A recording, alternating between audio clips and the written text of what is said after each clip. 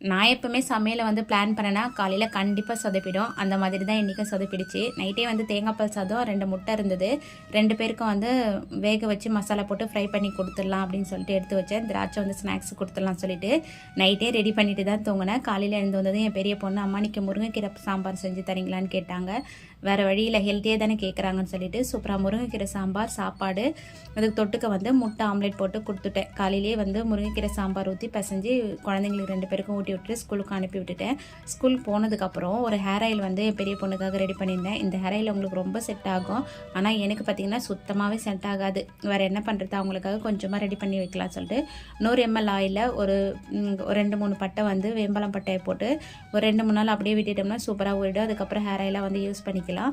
தலைமுடி வந்து கொஞ்சம் ட்ரையாக இருந்தது, அதனால் ஹேர் பேக் ஒன்று போடலான்னு சொல்லிட்டு சூப்பரான ப்ரோட்டீன் ஹேர் பேக் ஒன்று போட்டு வாஷ் பண்ணிவிட்டு ஹேர் பார்க்க ரொம்ப சூப்பராக இருந்தது. இந்த வீடியோ உங்களுக்கு பிடிச்சிருந்தா சப்ஸ்கிரைப் பண்ணுங்கள். பாய்.